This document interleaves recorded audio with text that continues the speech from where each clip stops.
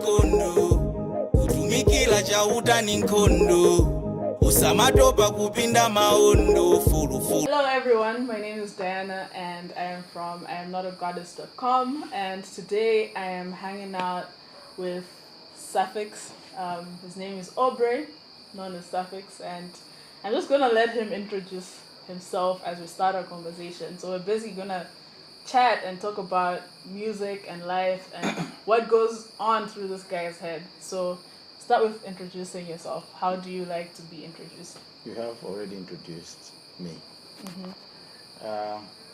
I'm Suffix, real name Aubrey, surname Lambi, all the way from Chitipa, based in Lilongwe now.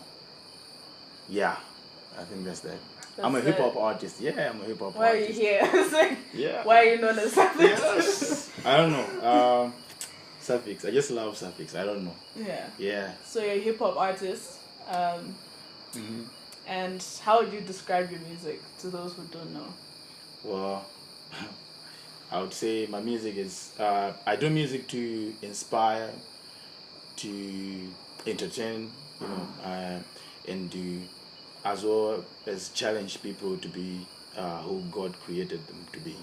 Okay. Yeah. And so ultimately, there's a God aspect in your music. Exactly. And with those people that are watching and are familiar with your music, they know you started with an EP called DOS. Death of Secular, Yeah. DOS. Yes. So from the person that we're first introduced to through DOS to the person that you are now, it's been so many years. Can you tell us about that journey from DOS to who you are now as an artist? It's a good question. So I got saved in 2011. Yeah. And my first mixtape was DOS. And, guess what? I started working on DOS just a few months after I got saved. Wow. Now, to be honest, I would say it was a moment where I was young, I was an infant, in like, as far as Christianity is concerned. So for me, the first thing that came in my mind when I got saved was that, because I was doing secular before, it was like, so I think there's beef between secular and gospel artists, which means the songs that I'm gonna make will be specifically pointing those secular artists. That's hence the DOS. But thank God, because God is sovereign. He used DOS. Yeah. God uses the foolish things of this world. Yeah. So I thank God. But when I was growing as a Christian or as a human being as well, there was some transition that was happening in between. I started viewing how what the world is,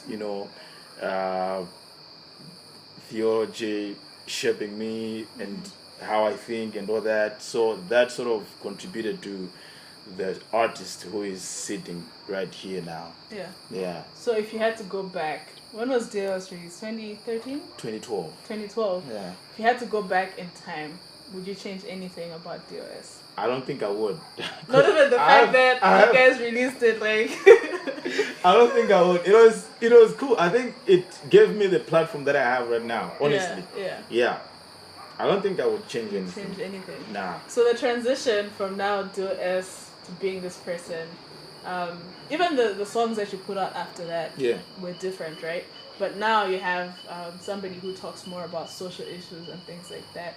Like, what sparked that transition? Like, is there a particular moment you can point to and say, Goody, this was the day where I was like, you know what, my heart has changed. I want to talk about social music, and I want to, talk about how the gospel practically lives out in life. Yeah, that's a good question. I think it was two instances. The first one, the first time I went to Zambia for Mark 44's album launch, that was in 2015, because I went Mia from music. Yes, you're laughing because I've used Mia. I went Mia Yeah, so the time I came back to music, that was in 2015. I went to Zambia for Mike 44's show. So there was this guy at church. We sat down together, and he was just describing how effective their music has been in Zambia because they don't focus on, hurting the people who are already hurt. Yeah. You get. So honestly, it kind of changed my mind when I came. I think that's when the first song that I put out, it was in Kazwa Mwamba. It was more like, I was like, I think it's, for me, I'm well known with beefing secular artists. Yeah. So I think, let me sit down and reflect properly. But what's really going on? Why am I doing this? And I found that I'm a sinner as well, and if it wasn't for God's power, I wasn't gonna be saved. So I was like, now let me be talking of my struggles and how I overcome my struggles through the power of the gospel. So that's the reason why I started like approaching music in the way that I'm approaching it right now. And also when I was in church this other time, my pastor, our pastor. Yeah, our pastor. Not But my now pastor, everybody our knows pastor. we go to the same church. Yeah. But I'm not biased. So yeah, Pastor Mara talked about the issue of Jonah.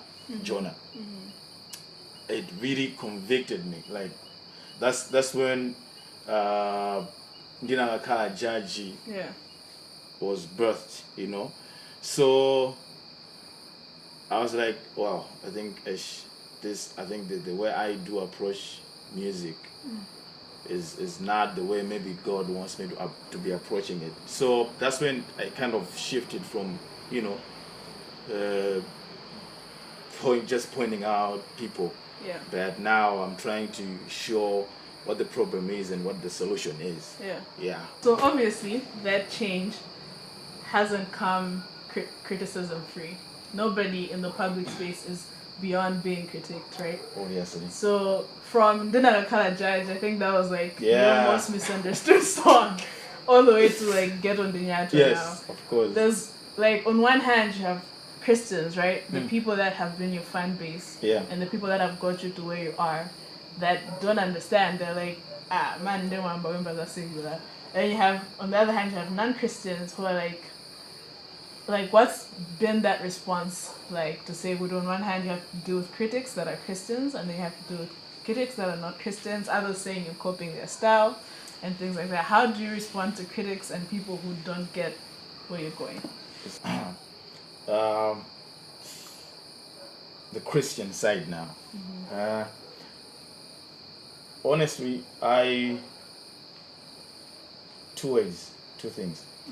I respect Christians who know how to reach out to someone they have an issue with. If I see a Christian who is, and especially when he is or she is my friend, they have access to me, they go rant on social media about what I've done, I'm like, I just ignore it, but it breaks my heart, like, you can reach out to me, or why don't you come and ask me first? But I feel like the main reason for this is the difference in how we view things from a Christian perspective. It's because of what we are being fed in our churches.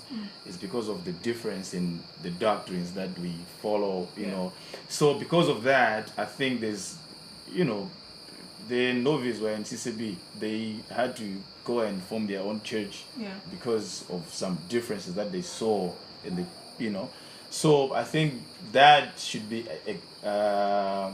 expected. So how I deal with those criticisms is, just I have come to believe that social media is not real. Social media fights are overrated. So for me, I go to my pastor, we go and chill for 30 minutes watching soccer, just talking about investments and just the scripture and all that. That kind of reflects my mind. Yeah. Yes. So that's how I deal with it. for me, I respect people who approach me like privately, because on social media, each and every person has opinion. So yeah, I just sort of ignore that. Sometimes I'm human. Sometimes I can go and Yeah. yeah. Seen you. Yeah, I do bad. It's not always. Yeah. Yeah. Yeah. So basically, do you think the way forward is now to say, if that's what you believe, that's okay. That's gonna be your camp. If that's what I believe, I'm gonna do my thing and be with those people that roll with me. Or should we, as a Christian community, fight for the unity? Like, is there a way in which you can reconcile to say, I might not understand what you're doing, but I'm still going to somehow, unite with you. It doesn't mean collaborating, whatever it looks like. Yeah. How can we be one and united in the midst of all these differences? I would say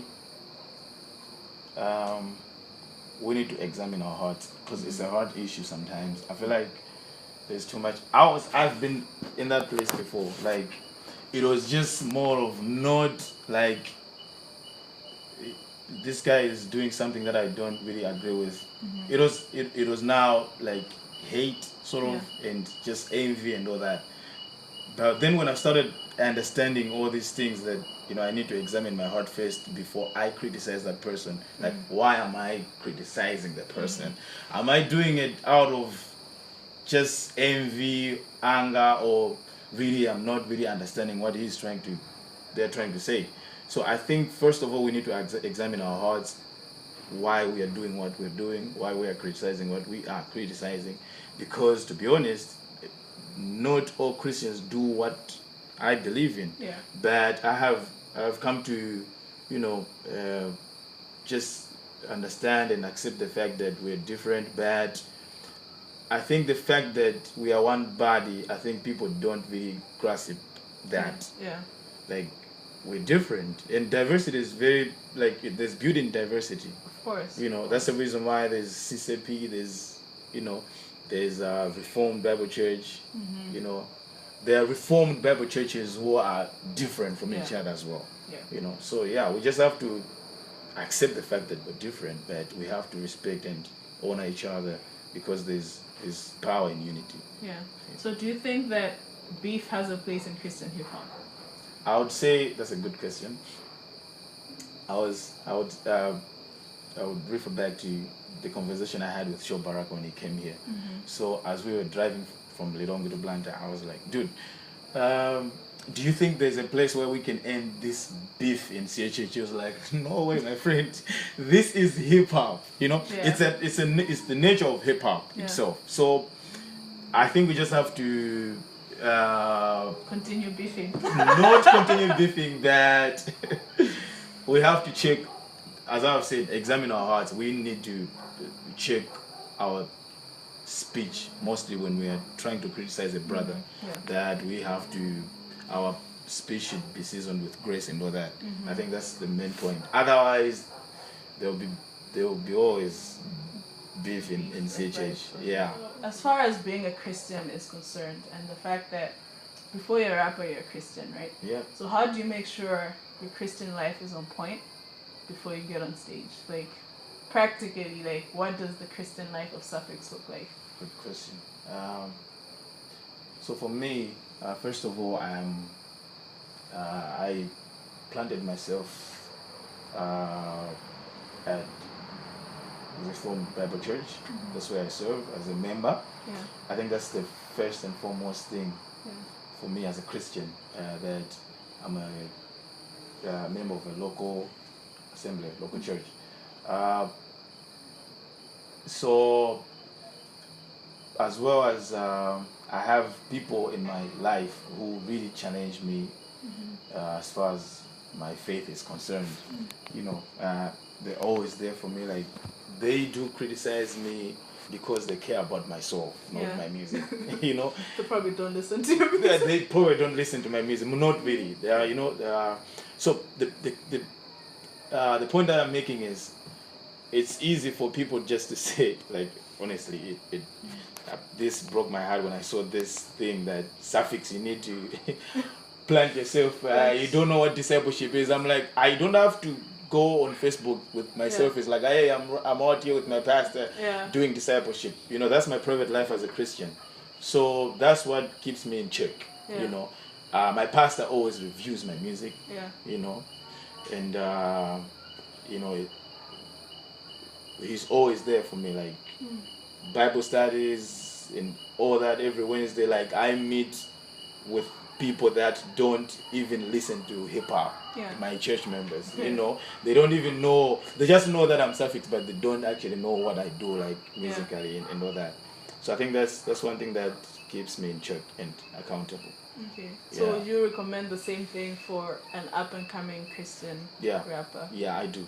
I think there's I feel like nowadays there's too much hunger in let's collaborate, you know, let's do music, you know, it's like the only way a young Christian can serve in church or as a Christian is through doing music on stage. No, that I think one thing that's most important is you have to be under someone.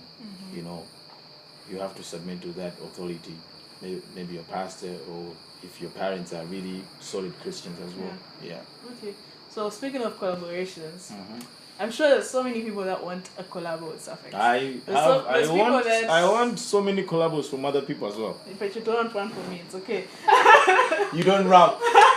Anyway, we'll see. But there's so many people who want a collab with Suffix. There's so many people who maybe some of us would think, oh, Suffix should collab with those people, but you haven't, and you have with certain people. What is the decision making process for you when somebody says, I want you on my song, or you want somebody on your song? Like, how do you decide? That's a good question. This is from two angles. As a Christian, as now art, as music as art, you know, I have to protect my brand as well as an artist because it's an occupation, you know. So I don't have to collaborate with just anyone, anyhow. That means my brand is gonna, you know. So as well as I have to be challenged musically. When I listen to that song, I'm like, you know, this is dope. I have to jump on it. I need to jump on it. That's the kind of perspective that I have and that I've learned from. I remember Sho Baraka told me that if you were a whack rapper, I wasn't gonna jump on your song. Imagine, you know. So that's that. He knows I'm a Christian. I'm a solid Christian. He knows that. So on the other hand, I was supposed to be a top rapper as well for him to jump on my song. So that's the point. I don't charge collabos as long as you challenge me musically and even your faith as well. There's some other certain thing that we need to be clear, you know, before we do collabos. So that's that. So how about as far as collabos with non-Christians? If faith is also an aspect of your decision making? That's a good question. People who are not of the faith, as far as we know or can tell, because you also can't fully know people and judge people based on their music. So what about those outside the faith? That's a good. For me, I take, as I've said already, I take music as an occupation.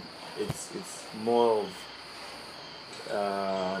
the way an engineer engages with people who are not saved in his service and all that. Someone who bakes cakes, Mrs. Mundhari, she doesn't bake cakes for just Christians, you know. Of course, bake Christian cakes. No, not Christian cakes, you know. Of course, when it comes to music, that's the reason why for me it's more of I think it's just because of the nature of hip hop. Let me be honest with you. If Faith Musa today collaborates with Lulu, no one will talk about it. No one. But if a hip hop artist KBG does a song with Matse, people rant, you know. So it's just the nature of hip hop itself. But I'm okay with doing music with secular artists. It just depends on the concepts that I want to tackle on that particular time. And as we come to an end to our conversation, something that I'm personally passionate about, and which is part of the reason why this page and this blog, for those who don't know, I have a blog called IamNotAGoddess.com, which I highly recommend that you check out. And the essence of it all is engaging the culture, right? We cannot run away from the fact that we're in the world. And there's going to be issues that come up in the world that we have to talk about from a Christian perspective, right? So first of all, as a Christian, why is it important to engage the culture? Okay. I would say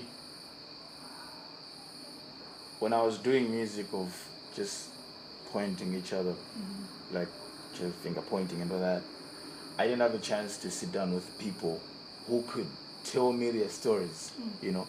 Right now, I have opened a door where people are coming to me with struggles, like real struggles, you know, Christians and non-Christians as well, you know, because of the way I approach music now.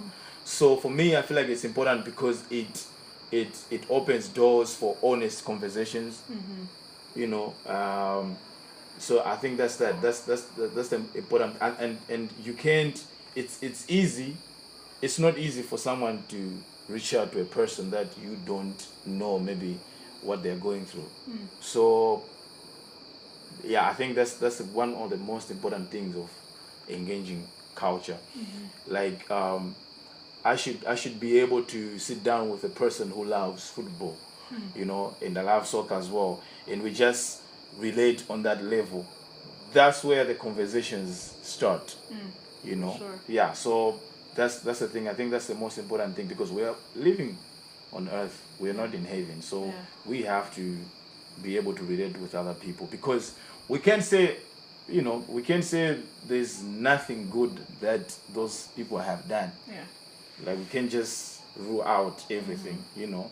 And we have parents who are not saved. Come on, but they have given us good counsel and all that. Yeah. And how does that then affect the kind of music now? Like the fact that relationships starts from the relationships that you have with people. And how does that translate through the music? And I think first of all, when I'm having conversations with people, especially maybe non-believers, I try as much as possible. It's a must that they should know my stand. They know for sure that this guy is a Christian and this is a no. You know, this is a boundary. So when it comes to music, for me, it's more like the stories that I've heard.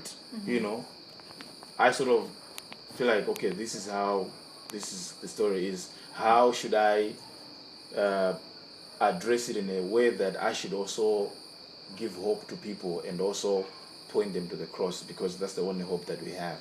So I think that's how my music has changed. Right. As we wrap up our conversation, we know that 2018 you've dropped singles already, and we know that the album is coming. Woo! My album is coming. Woo! This is what this interview is about. That's all we wanted from this interview. Woo! Now we're talking. Yes. The album is coming. What can you tell us about the album? Yeah. I'm super excited. I'm in a good space. I think this is my first album, and honestly, I'm excited. This is my best project yet. Honestly, so it's coming out soon. I would say, but we're launching it soon as well. 5 May. So the album is coming. Is it going to be free? Are we going to have to buy? Nah, should we save money? Should we start now? You have to. I need your bank accounts. I need your bank accounts. Yeah, but for real, I think it's gonna be 5,000 per CD. Yeah, but trust me, it's coming. It's coming. It's coming. I don't have anything to say, much to say, but it's coming. Okay. Anything else that you're excited for 2018 that we must be on the lookout and just what's the year looking like for you? Yeah, the album obviously, and I'm gonna do the tour as well. I'm gonna tour, I think, from secondary schools to colleges as well. I think this is gonna be my first time as well to do a tour. I've never done that before. Of course, we're doing the road to the album shows from March. So we're starting with Bunda and NRC, and I think Paul as well. Yeah. Okay. And lastly, is there any artist, right, that we don't know already, or we might not be familiar with, that is Malawian, that you think that 2018 it mustn't end without us listening to that person? Mr. Gray, obviously. We know Mr. Gray. You know, you don't know. Mr. Gray. You guys don't know Mr. Gray. Mr. Gray, 1. Okay, I'm stuck. Mr. Gray, honestly, Mr. Gray, look out for Mr. Gray. I'm saying, look out for Mr. Gray. Regenerate. Yeah. Yes, regenerate. No, it's, yeah. Okay, regenerate. Yeah, regenerate is awesome. Yeah, too. yeah. Those two guys, Alright. I respect them very, very well. Okay, awesome. Thank you so much for watching. Like our Facebook page, check out at notagoddess.com for fun, engaging content from a Christian perspective. And I think it's something that you like even if you're not a Christian. Even if you're just a fan of Suffix who came here because of Suffix, check out at notagoddess.com. Yeah. Thank you for coming through and making time. Anytime. Appreciate you so much. And yeah, people can find you in all Suffix and W everywhere. Yeah. I'm sure I don't need to like Come on. and your website and everything. Yeah. And we have all the details like somewhere here so that you can see them. And thank you once again for watching.